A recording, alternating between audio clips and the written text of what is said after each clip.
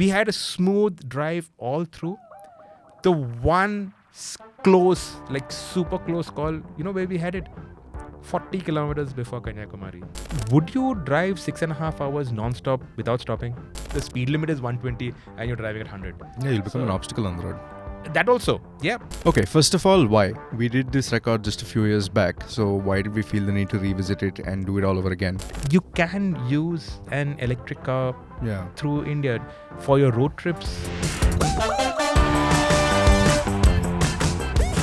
Welcome to the Evo India podcast. Now we're keeping in with our Week in Cars theme. Last week, we spoke about our epic drive with the Porsche 911 from Delhi to Pune via Jaisalmer, Statue of Unity, all of that. And now we're going to be talking about an even more epic drive that we put together immediately after that 911 drive, where we set the record for the fastest EV drive from Kashmir to Kanyakumari with the Tata Curvv.ev. I'm Sirish Chandran, editor of Evo India. And I'm Karan Ramgopal, principal correspondent at Evo India. So the two of us were there on the drive, but the drive was not like an individual effort. It was a massive team effort. For that entire week, Karan, we had the entire office. Yeah, it was up 24/7. 24/7, the office was running. We had like our nerve center, the HQ, where all the editors were putting together all the content, stitching it together, planning logistics, team movement, everything. We had two Curvv EVs. The first one left at 2 in the morning from Srinagar. Fortunately for me, I was in the second one. We left at 4 in the morning from Srinagar. The reason why we kept that 2-hour gap was, suppose, on the way you find any emergencies, you find any untoward things, right? You always have a backup for the whole drive. We had backup cars.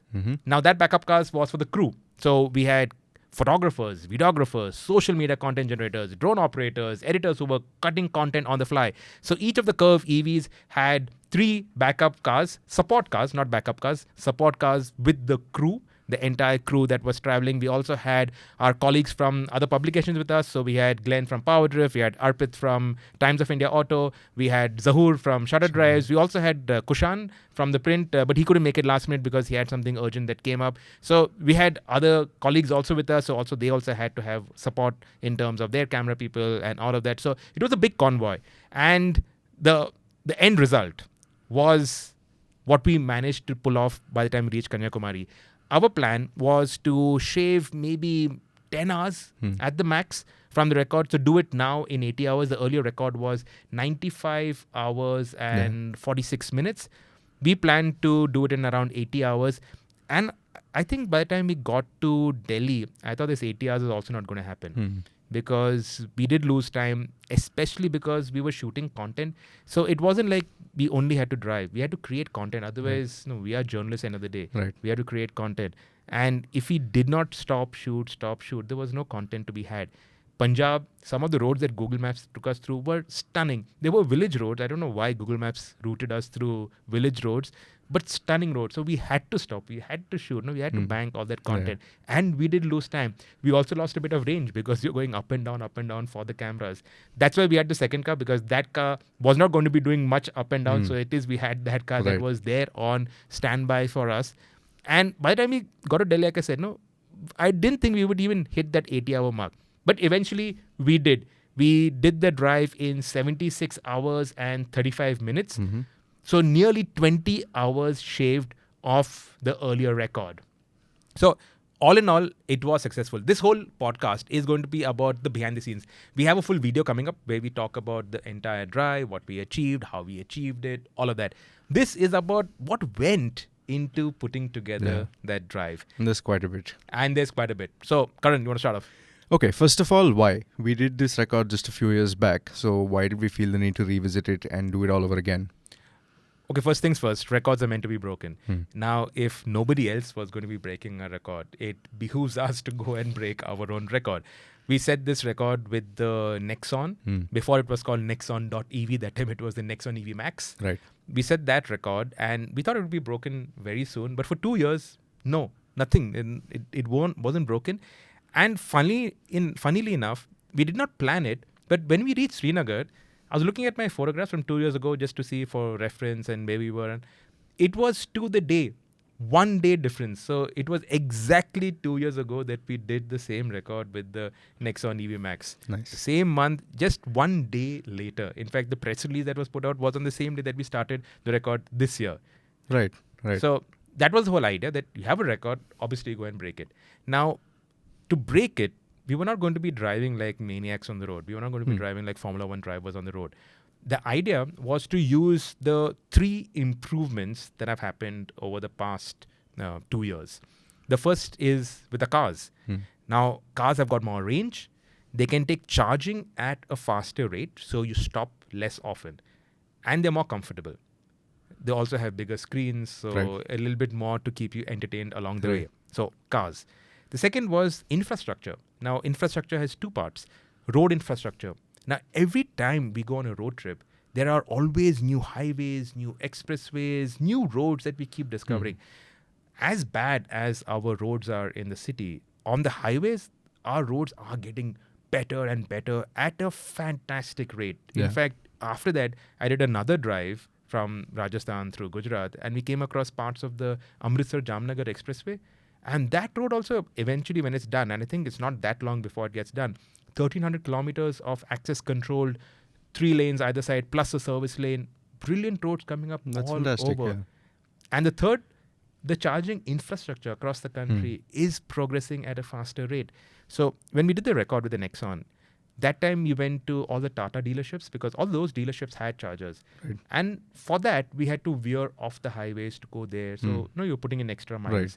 All those chargers were 30 kilowatt chargers. This time round, apart from 2 places, we had 60 kilowatt and above. So faster chargers all over. So again, we stop less. And you're also stopping for less time when you do stop. And stopping for less time. So you're not wasting that much time while you're stationary and waiting for the car to juice up. So we wanted to, the earlier record was to prove that in India you could use EV, no problem. Now we wanted to prove that it's no headache, there's no stress points, and you have more in terms of everything. In terms of infra, in terms of the car capability, all of that. So that was the whole idea of going out and breaking the record. Right. So how do we go about doing this exactly? Okay, so we started off from Srinagar, same place where we started off. We were very fortunate to have the Chief Minister, Omar Abdullah, who flagged us off. Also an enthusiast. This was the first time he was driving an EV. So nice. We offered that, so would you like to drive a car? And he said, yeah, sure. And he took it for a spin around Dal Lake. No security convoy. I was shocked. In fact, while he was driving down Dal Lake, there was another security convoy for a MLA came, which pushed us off the road with the Chief Minister driving our Curvv.ev. A little funny. I was sitting in the back end. Okay. But he really enjoyed driving it. And that actually put things into perspective, that EV penetration in Kashmir still has a long way to go. Right. Wherever we went, people looked at the green plates. Awareness was there. Green plates means EV. But not too many people had seen electric cars there. So there were tons of questions. What we experienced in bigger cities 2 years ago when EVs were first getting rolled out. Now everybody knows EVs. There's not so many questions people ask about it. But over there in Srinagar, everybody was asking questions. How much does it cost? What sort of range does it give? There's so many questions around whether an EV you can use it. Right. I remember the last time around when we started off in Srinagar, I think there were 2 chargers or something. This time we were staying at just next to Dal Lake, and there was a charger at the Taj, which was 5 minutes away, and high capacity chargers. So chargers were also there in plenty in Srinagar. We did not have a problem. The penetration of EVs though in Kashmir, I think it still has a long way to go. Leh, on the other hand, they've got lots of electric buses. Right. They have that solar charging station also, that big charging station. They've got a whole bunch of Kona EVs also over there, which the local administration uses. So electric car penetration is going to increase, but there is still some way to go. So that was a learning. Again, you learn something new every single day. Now the first thing that we learned, range. And the first challenge that we threw at ourselves was to, the first part of our drive, the first charging stop, extend the range as much as we could. Obviously, from Srinagar, you're coming down, so you're downhill. But you're not downhill for that much of the drive. Right. We thought it'll be like downhill all the way. Actually, it is not, because you do have climbs and goes up, down, up, down. But the roads have become better. Last time around when we started off from Srinagar, we had this massive traffic jam at the Kazigun tunnel. Okay. So 2 hours or something we wasted there, and then we got stuck in so much of traffic, and it was hell. And I said that, listen, Srinagar, Jammu, this drive is not happening for another 2 years. Obviously, I forgot about it. Now, that road for the most part is done. There's maybe 40 minutes that you're still on that old road. Right. And we left at 4 in the morning, so we didn't get any traffic. But all the tunnels are done, and it is smooth sailing. It's actually really good. And that road from Srinagar to Jammu, it's a great driving road. It's big. It's a dual carriageway. But because it's through the mountains, it's winding all through. And it's a absolute joy to drive on. Breathtaking views to go Yeah, along like with on a it. bike, Yeah, it would be really, really nice to ride on. So breathtaking views, like you said. So really nice. Obviously, we did a lot of it in the dark. So not that much of the views we could absorb. Right. But I've done it before also. And that road is really, really nice. Now, in terms of range, that first charging stop was just before Jalandhar, 350 kilometers from Srinagar to the first charging stop that we had identified. Last time around, we first charged at Jammu, then we charged at Pathankot. This time around, we were dropping the Jammu charging point. We were dropping the Pathankot charging point and going further ahead to in between Pathankot and Jalandhar, 350 kilometers for our first charging stop. We got there. We didn't get there with a lot of range to spare. I got to be honest with you. We had dropped to under 10%, and under 10% then on the Nexon EV, on the Curvv.ev, it goes into that range saving mode. Right. So you can't go above, I think, 50 or 60 kilometers per hour. So I think for the last 15, 20 minutes, we were crawling. But we got there with, if I'm not mistaken, 6% or 7% of range left over. Over there was a static charger, static with a Q. Yeah, 60 kilowatt charger. Right. So it didn't take that long, 1.5 hours to charge to 85% and then get a move on. Right. And up until the 10%, you all were not driving slowly. You all were driving as you all otherwise would. I was driving like as I normally would. Right. Obviously being sensible, but also enjoying the drive. There's no point in driving at 60 kilometers per hour. It's like, it's going to be, A, it's going to be boring as hell, and B, we're never going to make time. Make time, yeah. So wherever we were driving at the speed limits. So on those roads, it was between 80 and 100, the speed limit. In fact, speaking about that, now once we crossed Jalandhar, then through Punjab, and then you get onto the Trans-Haryana Expressway at Ambala, Right. which is a fantastic expressway. And there, the speed limit is 120. Oh, nice. Now, we were told, okay, you can't, 80 to 100 is like the optimum driving thing, the sweet spot to conserve range plus make time. But end of the day, we are journalists. Absolutely. You know, it says Evo India on our t-shirts. We are about the thrill of driving. What's the point if the speed limit is 120 and you're driving at 100? Yeah, you'll become an obstacle on the road. That also, yeah. I don't think so, but but so we set it on cruise control. Now, cruise control, adaptive cruise control, it is the best way to conserve. The car thinks for itself, Right. and make sure that you are in the optimum conservation thing at whatever speed that you put it. Set it at 120, okay, and we drove at the speed limit. That meant we had to squeeze in one more charging stop. Right. So we did a equivalent of a splash and dash, went into Gurgaon, so 10 kilometers off our prescribed route. In fact, we had planned the route. We should talk about that in a bit. So 10 kilometers in to Gurgaon, splash and dash, got another cup of coffee over there, carried on. That meant that we could drive at the speed limit. Then we got onto the Delhi-Mumbai Expressway, again 120 kilometers per hour speed limits over there. Again, an excellent road. It's just an example of the terrific roads that are coming up. Now, I wouldn't say an enthusiast is going to enjoy driving on those roads because they're wide, but it's not got character. It's a expressway. You stick it in cruise control, the modern cars with ADAS and everything like what the Curve also has. So that if you start feeling drowsy or you're not concentrating hard enough, that will ensure that the odd chance that you have a dog running across or you have an idiot coming at you the wrong way, this will inform you. Right. Yeah, it will take care of you. But otherwise, it's less stressful. And with these new roads, because they're not completely finished, you're constantly detouring and hitting the older roads.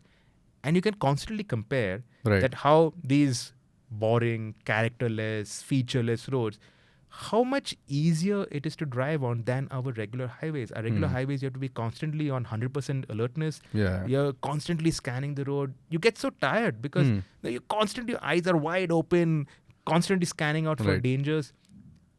On these expressways, you just chill. Hmm. It's just such a nice way to cover distance. Hmm. And when this Delhi-Mumbai expressway is done, anybody can drive Delhi-Mumbai. It's Yeah, not yeah, going to take that absolutely. long. Yeah. Okay, you'll have to drive at the speed limit, but 120 kilometers per hour speed limit, I think in the Indian context is good. It's good It's enough. more than enough. I Yeah. think it's enough because the general standard of driving is also not Precisely. there. Yeah. So 120 is enough. 100, lot of places that is too slow, Hmm. and people will get really drowsy driving at 100 also. Yeah. So I think 100 is a dangerous thing. Hmm. 120 is good enough. In terms of roads, now we took a different road this time around from our earlier with the Nexon. So with the Nexon, we came through Jaipur, then Ahmedabad, so Gujarat, Mumbai, Maharashtra, Kolhapur, down to Bangalore. This time around, because of the newer roads that have come through central India, Right. so from Gurgaon, we took the Delhi-Mumbai Expressway, went through Rajasthan. That ends at Ratlam. Hmm. Around Kota, you have to get off the expressway. You got maybe 40 kilometers off the old road. Right. And then you get back onto the expressway. So until Ratlam in MP, you do have major chunk of that expressway. Hmm. So you're sorted. Once you cross into MP, then the traffic starts to pick up. Then it is back to the old days. Right. You cross Pithampur, cross into Maharashtra, it gets even worse. The only time we got stuck at a toll booth was getting into Maharashtra.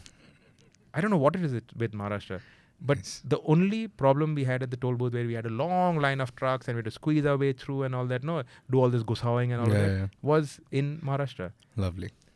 And then, because we didn't take the western edge of Maharashtra, Right. we came through Aurangabad, then Sholapur, so the central leg. I must tell you, I was surprised. The quality of road was good. Hmm. The amount of traffic was not that much. We throughout driving through Maharashtra, except for that first bit when we entered Maharashtra. And apart from that, so after Dhule, the road opens up. It is wide. There's not much traffic. It's surprising. So Yeah. Maharashtra can also do good roads. So it's How well the people use it is also but questionable. that was actually nice. So going through Maharashtra, that part was good. At Aurangabad, we did a crew change. Now, we must talk about people over here. You joined us in Aurangabad? Aurangabad. Yeah. What was your experience like? It was intense. It felt like a proper pit crew swap. But the only difference is we had to wait for the car to charge. So I think that helped with the intensity a little, but it was very interesting. Never been a part of anything like this before. The Porsche one we did was different in the sense that we weren't charging each car and waiting for it. Yeah, so that was the Taken Golden quadrilateral record. Correct. Yeah. So that was a very different experience. That wasn't as intensive because this is one car going the entire distance and it feels like there's a lot of weight on your shoulders when you're doing these things. No mistakes, nothing can go wrong. But I think all in all the experience was great. The people made it a lot nicer. And the fact that we broke the records, I think, tells the rest of the story. Yeah, so the people is a very big part of the story. The car can do it. Yeah. It's the people manning it that are critical. Now, it's not just the guys who are in the lead car, in the Curve, but also in the support cars, because all the cars have to keep pace. The support cars are basically like the shield around the Curve, around the hero car. And the support cars are carrying the crew, so they've got precious cargo. It was important that we get people who are great drivers, not just good, but great drivers. Most of the guys that we got all have motorsport expertise. And in my experience, people who have raced, who have rallied, they don't have anything to prove to anybody. Correct. So we didn't need people with ego. We just wanted sensible, safe, good drivers. People with good reactions also, because you never know the stuff that can come at you on the Indian highway. Yeah. But also people who are honest about their abilities. Like when you feel sleepy, I've seen a lot of drivers, they have, there's like this ego that you can't tell, that I'm sleepy and what will they think about me. We just needed guys who, when they're sleepy, they say, hey, I'm sleepy, now you take over. Correct. No, they'll nudge the person who's sleeping next to them and say, come on, buddy, wake up, you slept enough, you take over. It was very important that we do that we have people who have got zero ego, who will just make sure that everything is safe. Safety was number one. Safety could not be compromised at all. And we were very fortunate, like all the drivers that we had with us, thank you for being there. Thank you for having our back. And the reason why we got so much content out was because our content crew could just focus, like you could focus on the content. You didn't have to worry about, okay, now this guy is not driving well, I'll take over from him. Nothing like that. I could be comfortable sleeping in the car. I was there on the entire drive. So, 76 hours? 76 hours and 35 minutes in the Curve. By the end of it, my back was shaped like the seat of the Curve. So, pretty intense. And I remember towards the end. So, in the first part, what we were doing was driving for 2.5, 3 hours and then swapping. So you're constantly swapping, constantly taking rest, swap. I had to drive a little bit more because you had to do the bites to camera and all that. But there was always somebody in the car. As soon as I finished with my pieces to camera, I could jump into the passenger seat or sit at the back and they would take over. So I could chill. Towards the end, it got like physically really, really tiring. The charging stop at Madurai, which was our penultimate charging stop. Right. I did not even know when we got there. I did not know how long we had stopped for. I didn't know when we took off. I had passed out. Yeah. I had like completely passed out. And then when we got to the last charging stop, which was 100 kilometers before, 100 kilometers before 70, Kanyakumari. 100 kilometers. Yeah. That's when I got out of the car and like, where are we? And Madurai crossed. So by then I was like, like finished. So you can drive, we do a lot of distances, right? We spend a lot of time in cars. You can do maybe 2 days of intense non-stop driving. Even 2 days is pushing it. 2 days is pushing it, Yeah, but not more than that. So you really need to be sensible in your crew, in terms of the drivers that you have, in terms of understanding the capabilities and the limits of the human body. Especially because your body might function, but your brain has switched off. Yeah, it doesn't. So, a lot of you watching this, listening to this, you might think that, I can also do this and all that. Sure, anybody can do this. But I would suggest, be a little sensible about it when you do it. Okay? Don't go saying that, no, I'm this one guy and I'm going to do entire Kashmir to Kanyakumari in one go. You might be able to do it also, but your brain won't be functioning at 100%. And in India, you need your brain to be functioning at 100%. Yeah. We had a smooth drive all through. The one close, like super close call, where we had it? 40 kilometers before Kanyakumari. Really? We were driving on this road, windmills all along, looking at it. And a truck pulled out, and behind that a bus pulled out and swerved both lanes. Oh. And nearly pushed the support safari. It was in front of me. I like, oh shit. All right, yes. And it just about squeezed through. Yeah. You do, we did 3,600 kilometers in total. So basically you do 3,500 kilometers across India with zero close calls, zero troubles, not even a dog running across. And then 40 kilometers before the end, you have this almighty scare. India can really throw surprises at you. So you have to be like super, super aware of... Yeah, and you need people who have that awareness for the smooth journey to happen. And in our case, we got very lucky with the people we had. Yeah, like I know that in the night, they woke me up and say, listen, now you have to take over because we are shattered. Yeah. No, and there was zero, like I said, there was zero ego. There was no like, you've been doing so long and so you don't... They were like, okay, I'm tired now, you take over. And let's just keep rotating and make sure that this even if the rotation happens sooner, but at least the people behind the wheel are fresh. Yeah. We're maintaining the same speeds because then when you're riding fatigued, you don't realize the speeds drop, your average speeds goes for a toss. Exactly. And of course, the risk factor is supremely high. So we talked about road infrastructure. I must talk about the EV charging infrastructure as well. So before you do a drive like this, you've got to plan. Okay, right. It's not like with your petrol or diesel car where you just find a pump and juice up or tank up. Okay, here you have to plan. So a day before, you have to sit, with the map, plan your route. Now there are a lot of these apps. We use the IRA app, which Tata Motors uses for their cars. A lot of the chargers are integrated in it, so you can map your route basis the chargers. We mapped our route basis all the fast chargers we could get. Like I said, 60 kilowatt for the most part. As you come further down south, you get 120 kilowatt, 160 kilowatt chargers. Right. the density of chargers also down south is pretty high. Now, we did have support along the way, but a lot of places we were on our own. I remember before Madurai, one place that we stopped, a Zeon charge. It was a 160 kilowatt charger. We got there, and that Zeon charger had an earthing problem. Yes, correct. Yeah. So it wouldn't function, right? And Zeon chargers are, for the most part, very efficient and they work really well. But just across the road was another Zeon charger. Correct. It was 50 kilowatt, not 160 kilowatt, but it was quick enough, and we went and charged over there. Right. One of the places at after Sholapur at Vijayanagar. So in the morning, now this is another tip. Now, when you do a long drive, or at least for me, I have to have a shower in the morning, and that does wonders in terms of like rejuvenating you. Yeah. So every morning we would find a charger which was close to a hotel. So while that 1.5 hours that the car was being charged, you could go to the hotel, you could unload your lunch, dinner from the previous day, have a shower, get back fresh. Yeah. And also sitting in a car with 3 stinky guys is not happening. Yeah. So we found this charge zone charger, plugged it in, went to the hotel that was next door. I was in the loo and the lights went, and it's like, oh, okay, lights went. Lights came back after, I think, 10 minutes or so. I had a shower and all. 1.5 hours, walked to the car to see how much it charged. The power had tripped at the charger also. Yeah. So it had only got 15 minutes of charge.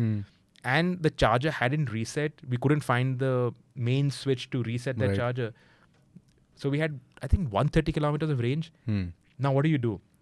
Who do you call? It was, I think, 6 or 7 in the morning. There's nobody you can call. Nobody's going to help you. We were doing this on our own, like I said. So what the hell do you do?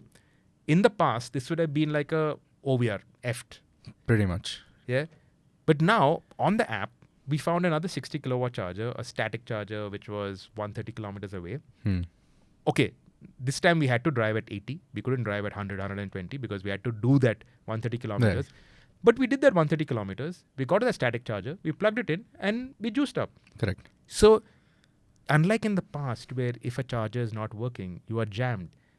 Now, because the density of chargers have increased, you don't get jammed. Yeah. You can find another charger, you can go there, you can charge and carry on. And because of the density, it's not always that you will find someone who's already occupying a spot. Because there are so many, you will more likely to get a spot than ever before. That's a good point, Karan, because I remember the last time around at Ludhiana where we charged, there was an MG ZS EV. Right. So there was a bank of chargers. There were 30 kilowatt chargers and there was one 60 kilowatt charger, and this MG had plugged into the 60 kilowatt charger. We went to him. That time EVs were still a new thing, So there was a lot of like a EV camaraderie around. Yeah, brotherhood. Yeah, brotherhood.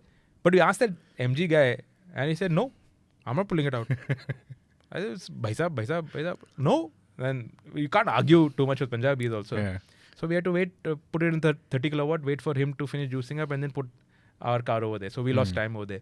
This time, we didn't have cars blocking our chargers. Not once. So that was also peaceful. So the density of chargers have increased. So you don't find lines at chargers also. So that also is a big benefit. And as you drive through the country, further down south, you have more and more and more chargers. In fact, South India is really sorted in terms of their charging network. Maharashtra still has some way to go. The Delhi-Mumbai Expressway, now that doesn't have too many chargers. Okay. Yeah. So at one place, we had to get a hop charger. So hop charge is a van that anybody can, on the app, you can select your location and this van will come. It's not a diesel generator in that van. It's a battery in that van. And now they claim it is a 60 kilowatt charger. Okay. So they go to a normal public charger. They juice up the batteries there and then they come to you and they feed you the charge. So it's batteries that are charging at a charger, then they drive to where you want it, and then they charge your EV, which is actually very convenient. Right. I still think hopcharge needs some work to do because last time it was 30 kilowatt, but it didn't give charge at 30 kilowatt. This time they claimed it was 60 kilowatt. It didn't give charge at 60 kilowatt. And that was our longest charging stop. That was some 2.5 hours. Everywhere else, we were charging for 1.5 hours max. And you're charging at till what cycle? So we were charging till 90%. Now, till 80%, you are at fast charge. After Right. 80%, the rate of charge slows down. Right. But we wanted to get a little further ahead. Plus, every time we were stopping, we were shooting, we were filming, we were sampling food. So the little bit more time that we spent there was good for our content. So we were always charging till 90%, 90 And also odd now that percent. you have the liberty of so many more charges available, you don't always need that extra 10% to Yeah. just get to your place. Yeah. So that's why we were charging a little bit more. And it's always good to have a little extra, a factor of safety. Right. You never know, man. Like, suppose something is wrong with that charger. So you don't want to go there at 0%. Correct. And like I said, after 10% on these Tata cars, you go into that range saving mode. So then you're driving much slower. So you need to drive a little faster to keep you also engaged and entertained. Absolutely. So that's why we were charging till, 90%? Yeah. So that was on the infrastructure. So overall, the feedback and the learning is that you can use an electric car through India. For your road trips, you can use an electric car.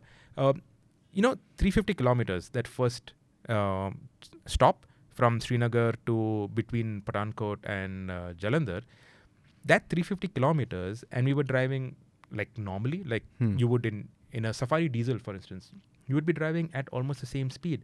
That was 6.5 hours. That's actually not bad. Yeah. But the thing is that, would you drive 6.5 hours non-stop without stopping? I think unless there's a pressing emergency, it's a road trip, you'd be taking your time about things. You would stop somewhere for breakfast. You would stop for, bio break you would definitely stop for. Right. There'll be places where you stop to take a picture, to just stretch out. So you're never going to drive for more than 6.5 hours without stopping. Right.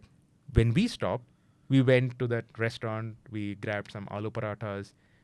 All that will take 45 minutes. Correct. So if you actually look at it, with an EV, you're maybe stopping for 30 minutes more. And that's only because we wanted a full top-up, because we were doing far more distances. Right. But otherwise, if you're doing maybe, say, 400 kilometers or 500 kilometers, your charging stop, you wouldn't charge all the way to 90%. You would just do a top-up to 50% and then carry on. Correct. So technically, in a normal, unless, like you said, you're in a pressing emergency, you would still have to stop. Right. So you're not going to be stopping that much more. Yeah. We talk about from our neck of the woods, so Mumbai, Pune, driving to Goa. That's something that we drive often. Yeah. You would need one charging stop. And that one charging stop, you would stop in any case for a bite. Correct. Yeah. And you're sorted. So it's not like you're going to be stopping more. And with an EV, no vibrations. And I can't tell you what difference the lack of vibrations make in terms of reducing fatigue. You don't realize, but an engine vibrating and all that, it's great. It's got character and I love it. Okay. But it also kind of tires you after a while. Yeah, it does. Whereas an EV is effortless. So no vibrations. Okay. No noise. That's also a very important factor. That reduces the load on your body. The ease of overtaking. With an electric car, with that instant torque and response, such karke you've overtaken. Correct. In fact, after that, then driving a diesel car, you're like, it takes a little bit of realignment. Yeah. But an electric car is just effortless all through. I'm not saying petrol cars or diesel cars are shit. No, far from that. Right. After that, I came back, I drove a Porsche just to get back into to feel the car. Yeah. Right? With an electric car, you don't feel it. Yeah. Okay. Let's not kid ourselves here. It's a great tool, but it's a tool. With a petrol car, with a diesel car. No, I drove the Swift manual, which is there in our long-term fleet. Car. Yeah, and it was like, you're finally, you're actually experiencing a lot over there. True. So that's there. But in India now, with all the improvements that are there, you can actually use an electric car, no problem. Yeah, actually that's the point we're trying to make with this whole drive also, is that electric cars can be used as your daily cars. You can road trip in them and it's not as tedious a task to plan it anymore, which is what the previous K2K to this K2K actually helped us find out, right? Because so many of the charging spots that may or may not have worked out for us. There were many alternatives. So you don't need to always have redundancies. It's always nice to have an alternate charging spot. But the fact that there was a good charging spot, it worked for us until the power went. But we could find another one very nearby. It made life a lot easier. It's not as stressful as it used to be.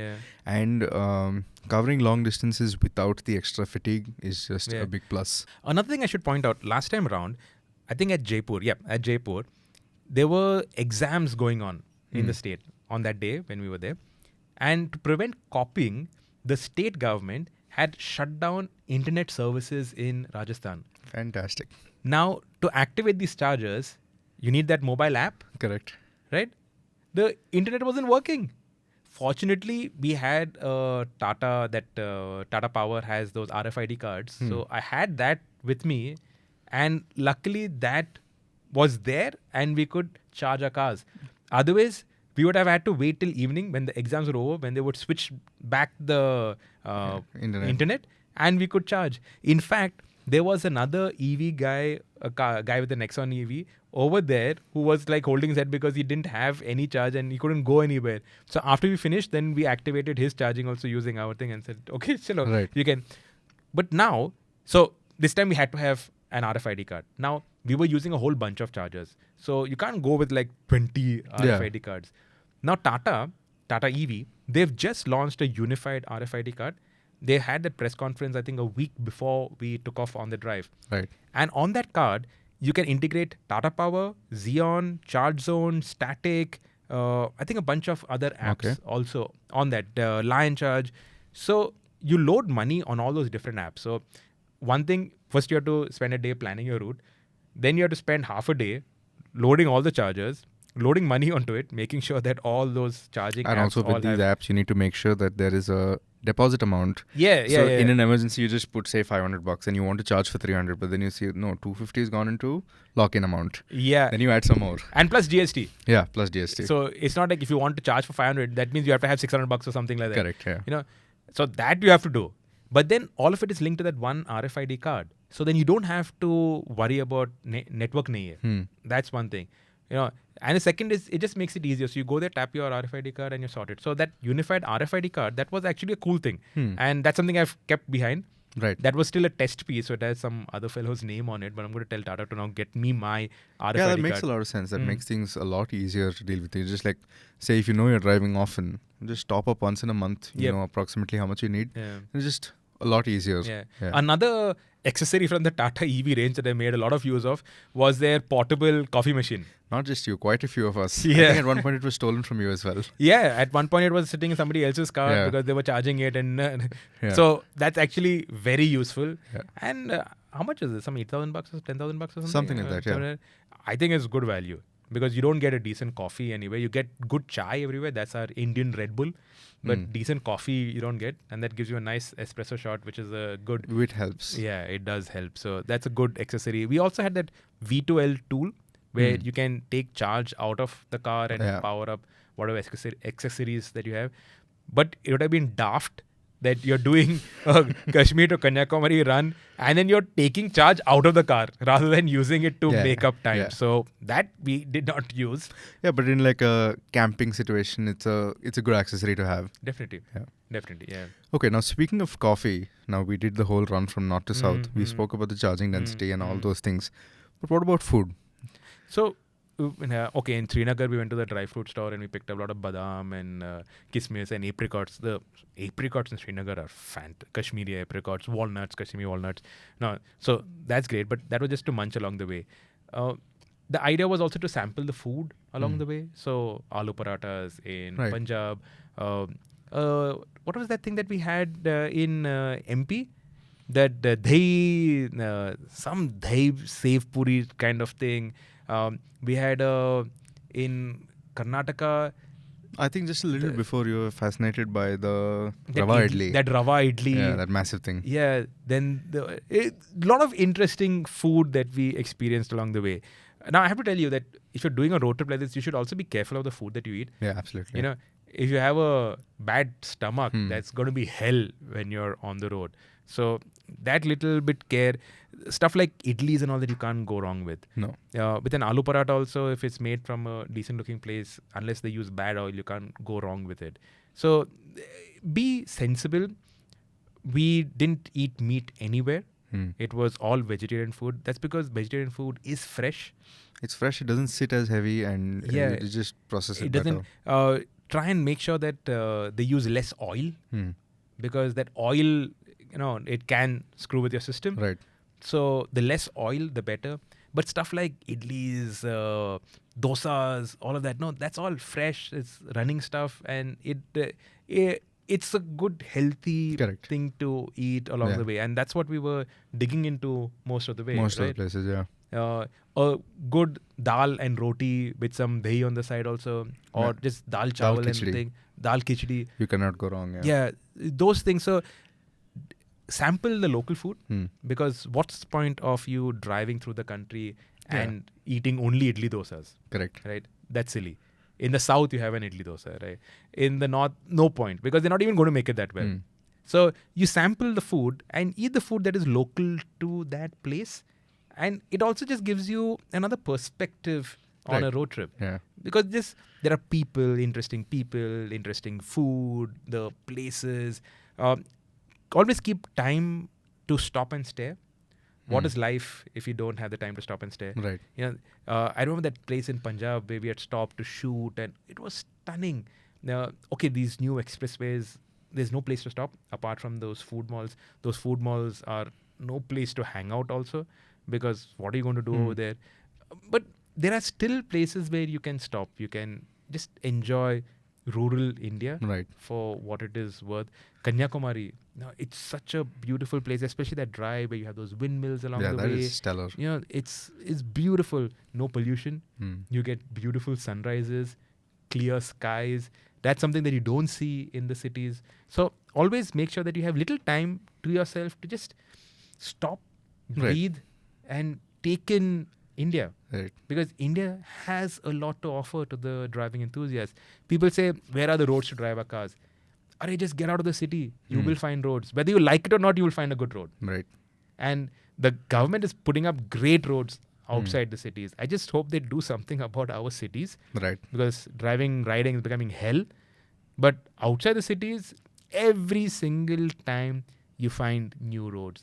It's growing at an unbelievable pace. Right. And that's saying something considering the sheer size of our country. Yep. And the fact that thing like Bombay Delhi is getting shrunken down just because of that one highway, right? Yeah, exactly. And not everyone likes to fly. Man, flying has become hell. It's airports, planes. Yeah. Man, don't get me started about that. This podcast can go on for another hour if I get on about flights. Okay, so before we go there, let's end. But before we end, let's take a quick recap. K2K in the Nexon EV, K2K in the Curvv.ev. What were the major differences and what were the major learnings? So with the Nexon EV, the big thing was that I personally thought that we would struggle and this would be like a little difficult. But that gave us confidence that, India is ready for electric cars. And Indian electric cars are ready for India. Okay? With the Curvv and the new record that we set, it was clear vindication of the fact that Indian electric cars have progressed in a big way. Sound system. Right. Very important on a long road trip. Absolutely. Great sound system in that Curvv.ev. Bigger battery, faster, can take charge at a faster rate. So in all aspects it's become better. The charging network definitely has become better. 110% it has become better. We were doing this on our own. We didn't have like people at chargers waiting for us. Some places the Tata dealers, their dealer team came to just welcome us and all that. But we were just using chargers like a normal person would. Yeah, I don't remember going to a single dealership. We didn't go to a single dealership. Tata powered but thing. A lot of the Tata dealers were excited about it, and they came to the closest charger to welcome us and all of that. Make sure that we were fed.